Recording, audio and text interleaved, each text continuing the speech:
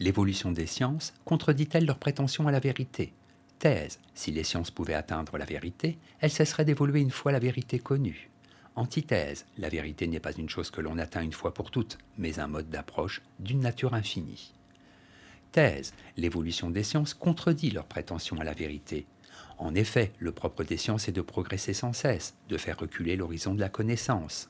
Les vérités scientifiques d'hier finissent toujours par être dépassées. C'est la preuve que la vérité échappe à la science. Premier argument. La science se contredit. La science ne cesse de réfuter ce qu'elle tenait hier pour vrai. Des théories scientifiques qui ont été admises pendant longtemps sont aujourd'hui dépassées ou falsifiées. La science est incapable d'atteindre des vérités universelles et immuables. Elle peut, tout au plus, que corriger ses erreurs. Deuxième argument, les vérités scientifiques sont provisoires.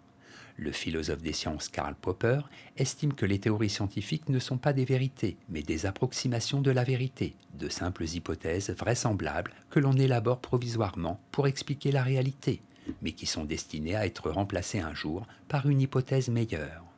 La science, ainsi, ne peut jamais s'arrêter. L'horizon de la vérité ne cesse de reculer devant elle. Troisième argument, la science dissout nos certitudes. Les conclusions de l'épistémologie contemporaine poussent certains à se ranger aux arguments des sceptiques. Ceux-ci pensaient que l'expérience ne nous permet d'atteindre aucune vérité et qu'il faut donc renoncer à croire dans les pouvoirs de la science. Plus la science avance, plus elle explore la réalité, moins on a de certitude. En bref, en progressant, la science ne fait que réfuter ce qu'hier elle tenait pour vrai. La science ne peut prétendre connaître la vérité, mais seulement rectifier ses erreurs. Synthèse. L'évolution des sciences ne contredit pas leurs prétentions à la vérité. En effet, la science permet bien d'établir des vérités scientifiques définitives. Son évolution n'est pas due à son impuissance à atteindre la vérité, mais au fait que la réalité physique est infinie et que l'esprit humain est limité. Premier argument, l'objet des sciences est infini. L'on ne peut dénier à la science le pouvoir d'établir des vérités scientifiques. Aujourd'hui, certaines lois des sciences de la nature, certaines applications scientifiques ne sont plus remises en cause.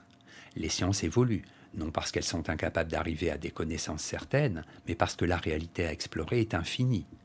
L'on peut toujours approfondir la connaissance de la réalité. Deuxième argument, les sciences se complexifient. Les sciences changent d'objet au cours de leur évolution. La biologie, il y a 2 siècles, s'occupait de classifier les animaux et les végétaux, d'expliquer des phénomènes élémentaires comme la reproduction. Aujourd'hui, ces connaissances sont acquises. La biologie s'est perfectionnée, elle a approfondi ou modifié son champ d'étude, en s'occupant d'objets plus complexes ou nouveaux comme les gènes. Troisième argument, la science étend ses conquêtes. Si la science n'était pas capable d'établir des vérités sur la nature, il n'y aurait pas de progrès technique. Le fait que la technique qui est une application pratique de la science fonctionne est bien la preuve, même s'il demeure des mystères inexpliqués, que la science a déjà conquis une bonne partie de la nature. En bref, la science a déjà fait beaucoup de conquêtes. Son évolution n'est pas signe de son impuissance, mais celui du caractère virtuellement infini de la nature. Synthèse. Ce n'est pas parce que le propre des sciences est d'évoluer, d'aller toujours plus loin dans la connaissance de la nature, que la vérité leur échappe. Certes, la notion de vérité est problématique dans les sciences, comme le montre Karl Popper. En tant que modélisation abstraite de la réalité, les théories scientifiques doivent être considérées comme des approximations de la vérité, plutôt que comme des vérités absolues. D'où une définition pragmatique de la vérité.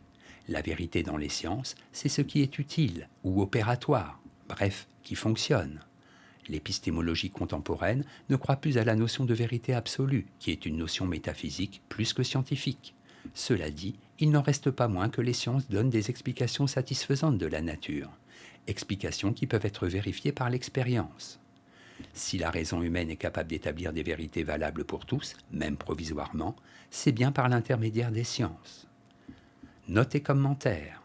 Épistémologie, du grec épistémé, science, étude critique des sciences destinée à évaluer leur légitimité, leur valeur et leur portée. Sceptique, école philosophique de l'Antiquité. L'idée principale des sceptiques est que l'on ne peut établir aucune vérité certaine. Citation. Enfin, dans l'état positif, l'esprit humain, reconnaissant l'impossibilité d'obtenir des notions absolues, renonce à chercher l'origine et la destination de l'univers. L'explication des faits, réduite alors à ces termes réels, n'est plus désormais que la liaison établie entre divers phénomènes particuliers et quelques faits généraux. dont les progrès de la science tendent de plus en plus à diminuer le nombre. Auguste Comte, cours de philosophie positive.